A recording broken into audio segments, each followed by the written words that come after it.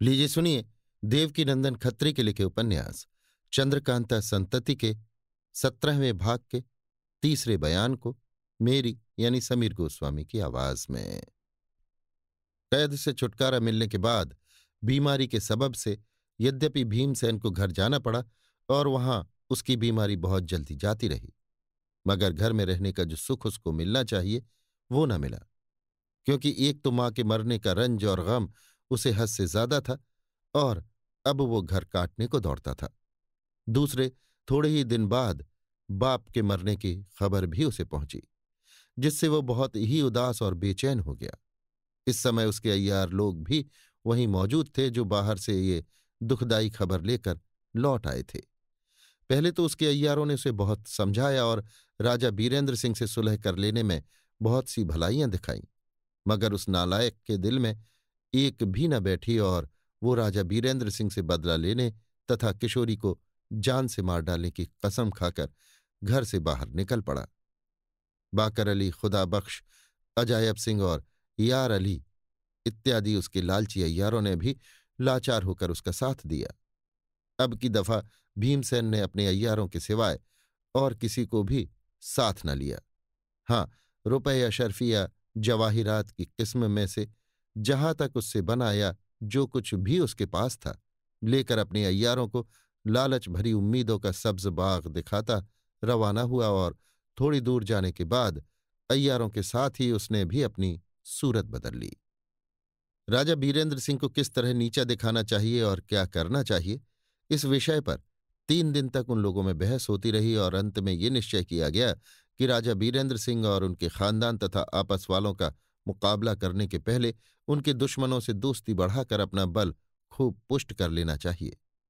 इस इरादे पर वे लोग बहुत कुछ कायम भी रहे और माधवी, माया रानी तथा तिलिस्मी दारोगा वगैरह से मुलाकात करने की फिक्र करने लगे।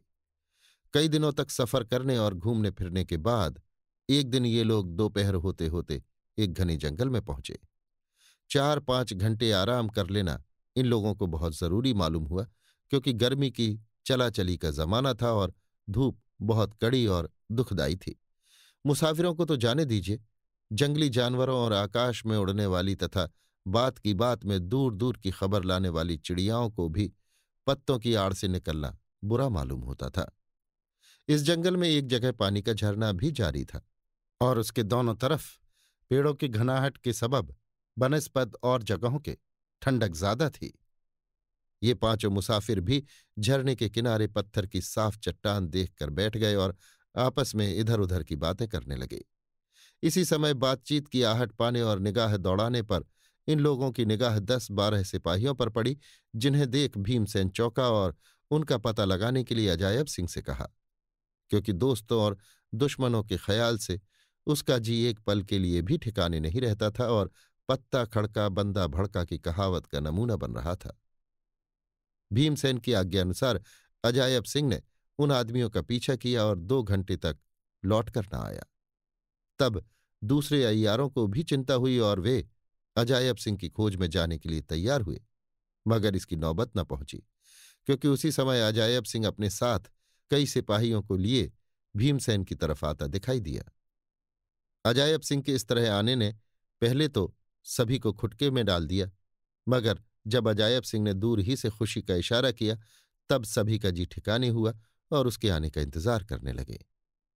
पास आने पर अजायब सिंह ने भीमसेन से कहा, इस जंगल में आकर टिक जाना हम लोगों के लिए बहुत अच्छा हुआ, क्योंकि रानी माधवी से मुलाकात हो गई। आज ही उनका डेरा भी इस जंगल में आया है। कुबेर सिंह सेनापति और 400-500 सिपाही उनके साथ हैं। जिन लोगों का मैंने पीछा किया था वे भी उन्हीं के सिपाहियों में से थे, और ये भी उन्हीं के सिपाही हैं जो मेरे साथ आपको बुलाने के लिए आए हैं। माधवी की खबर सुनकर भीमसेन उतना ही खुश हुआ जितना अजायब सिंह की जुबानी भीमसेन के आने की खबर पाकर माधवी खुश हुई थी। अजायब सिंह की बात सुनते ही भीमसेन उठ खड़ा हुआ और अपने अय्यारों को साथ लिए हुए घड़ी भर के अंदर ही अपनी बेहया बहन माधवी से जा मिला। ये दोनों एक दूसरे को देखकर बहुत खुश हुए, मगर उन दोनों की मुलाकात कुबेर सिंह को अच्छी न मालूम पड़ी। जिसका सबब क्या था सो हमारे पाठक लोग खुद ही समझ सकते हैं। थोड़ी देर तक भीमसेन और माधवी ने कुशल मंगल पूछने में बिताया। माधवी ने खाने पीने की चीजें तैयार करने का हुक्म दिया, क्योंकि उसे अपने अनूठे भाई की खातिरदारी आज मंजूर थी, और इसलिए बड़ी मोहब्बत के साथ देर रात तक बातें होती रहीं। माधवी को इस जंगल में आए आज 5 दिन हो चुके हैं। 5वें दिन दोपहर के समय भीमसेन से मुलाकात हुई थी। उसका यानी कुबेर सिंह का अय्यार दुश्मनों की खोज खबर लगाने के लिए कहीं गया हुआ था, क्योंकि माधवी और कुबेर सिंह ने इस जंगल में पहुंचकर निश्चय कर लिया था कि पहले दुश्मनों का हालचाल मालूम करना चाहिए। इसके बाद जो कुछ मुनासिब होगा किया जाएगा। अभी आप सुन रहे थे देवकीनंदन खत्री के लिखे उपन्यास चंद्रकांता संतति के 17वें भाग के तीसरे बयान को मेरी यानी समीर गोस्वामी की आवाज में।